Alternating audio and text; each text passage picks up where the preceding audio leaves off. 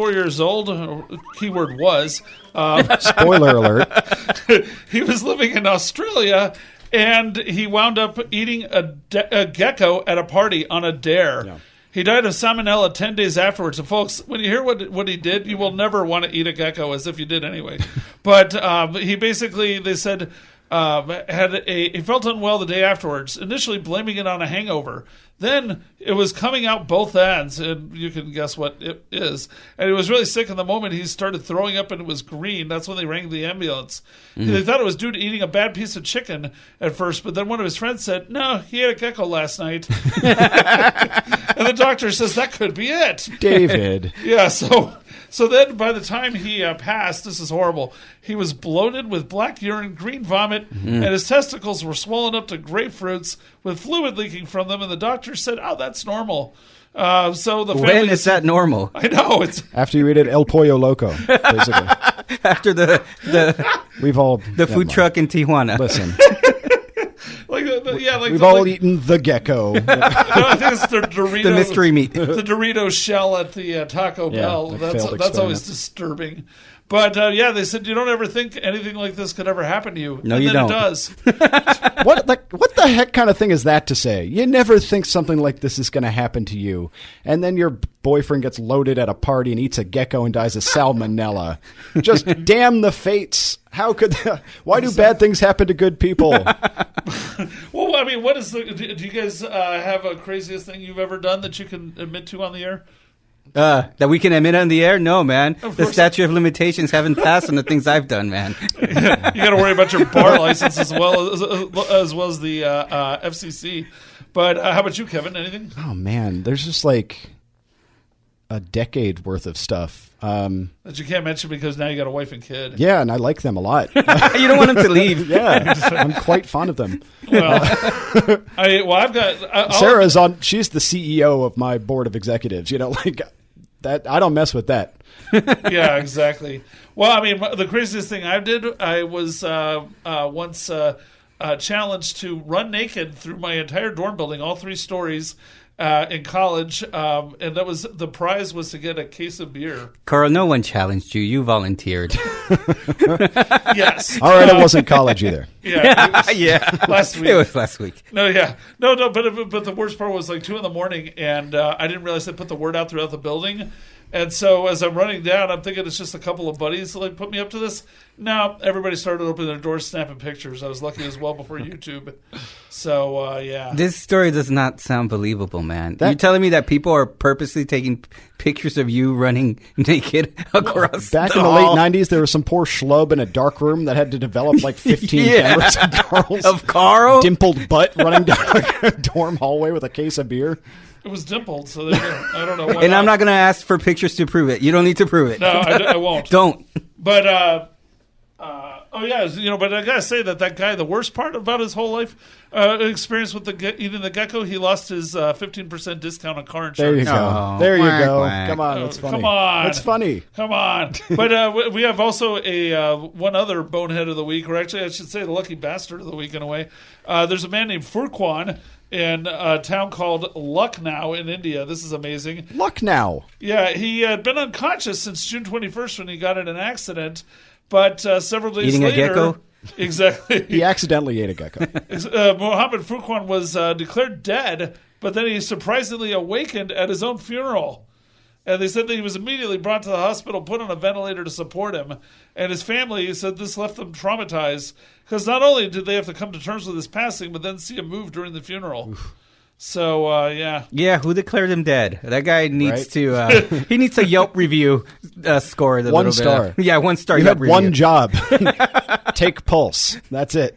Yeah. I mean, but basically the question, the real question is, can you return the coffin and use it later, or do you get a receipt? Store credit. You just rinse it out and reuse it. It's still good. It's just a box. Yeah. He still had to pay all those medical bills. That must have been the worst part about waking up. He's like, well, I thought I was out, but nope, they're billing me. Yep. Poor Farquaad. Poor, he woke up, man. I guess. You can't get any luckier than that. I guess. I don't know. Some of that stuff's expensive. You think about expenses when you, I would rather have expenses Every than time not I wake up. sneeze. Are you kidding me? All right. Well, folks, one other thing that I forgot to mention, since we're talking about medical mysteries, basically, with what was going on with these two cases, as parents, I think you guys might find this pretty interesting. There's an issue going on in England where a 5-year-old girl was having seizures 40 times a day until her mom found out that CBD oil, which, for those who are unfamiliar, that's a relatively new kind of product that has been working wonders for people, but it's technically akin in some mild level to marijuana. And they applied it to the daughter, found that her seizures went down to having 10 a day from 40.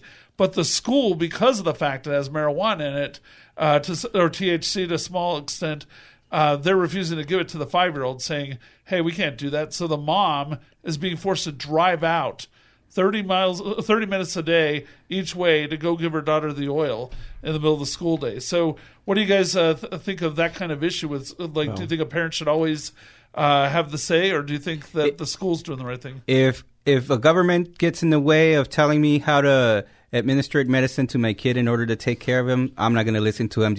I'm not going to listen to a lifeguard who tells me, don't take a picture of my kid. Yeah. That's a separate issue. No, it's not, man. You don't listen to authority. So you're telling me if those police officers showed up in little red shorts in the board, then you listen to them. It's not separate. I don't know. I'm not a strong swimmer.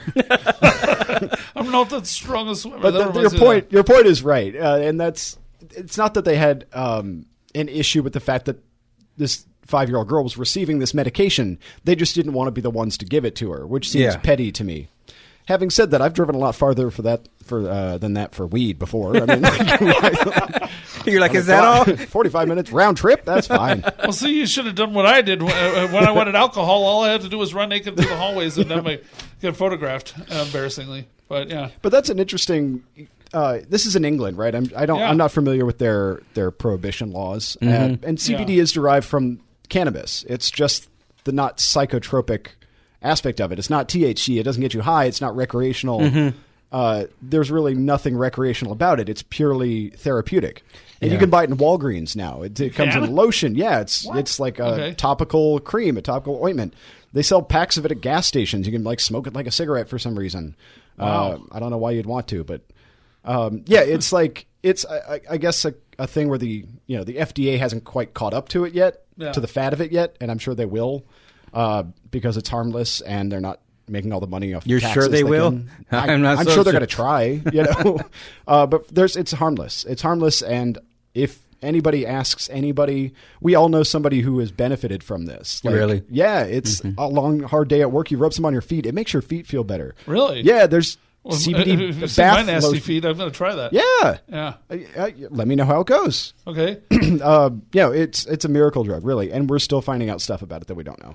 Well, what do you guys think? I think it sort of parallels the debate over vaccines and anti-vaccines in a way, because you have some people, that are considered like fringe minority and all this, but they, say, no, I don't want my kid vaccinated, and they think that there's risks involved, and and that's a big controversy too. I mean, should parents be able to make that call, or do you think the state has a requirement to step in on vaccinations? Well, I guess there's a parallel, but for the most part, it's not a conspiracy theory full of misinformation that's being drummed up for some bizarre reason. It's a lack of statistical information and empirical evidence to back it up. Just because it hasn't been done yet. And one is a communicable disease, and the other one isn't. Exactly. I mean, if you're gonna probably kill all of Western civilization because a bunch of people aren't. I mean, come on. Getting smallpox vaccinations. On, what are you doing? Or salmonella vaccination. And the fact of the matter is, too, as long as marijuana is still classified as a Schedule I narcotic, there's only so much research that's going to be available, and we aren't able to do it. Not yet. Well, you do it. I'll work on it. I'll see what I can do. I'm going to England, boys. Dr. Kev. Wow. Our medical emissary to the UK. But, folks, we're going to be heading to break now.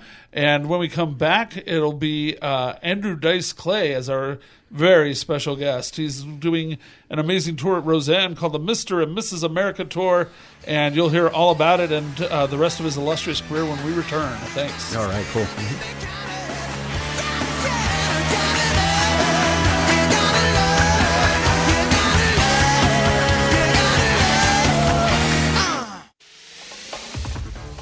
The mayor of a Southern California town that has been rocked by 2 major earthquakes in just a couple of days says despite it all, her town is blessed. Ridgecrest Mayor Peggy Brindon says things could have been a lot worse. Even though there's been some minimal damage, some significant, we had no lives lost and only small injuries, walking on broken glass, things like that. On Friday night, a magnitude 7.1 earthquake struck near Ridgecrest just a day after a magnitude 6.4 quake hit the region Thursday morning. So far, there's still no reports of deaths or serious injuries.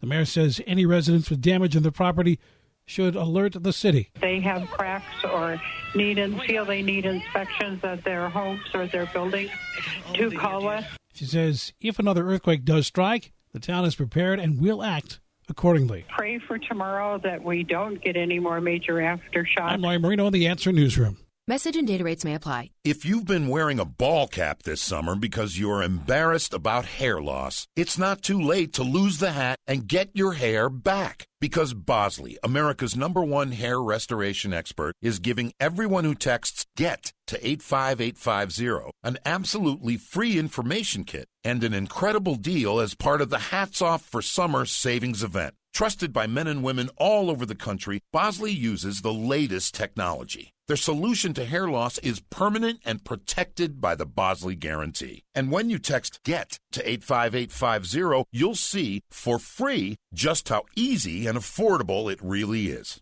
There's never been a better time to get your hair back permanently, because you'll get the biggest savings of the year with the Hats Off for Summer savings event. Don't miss out. Get your free information kit and the year's best deal by texting GET to 85850. That's GET to 85850.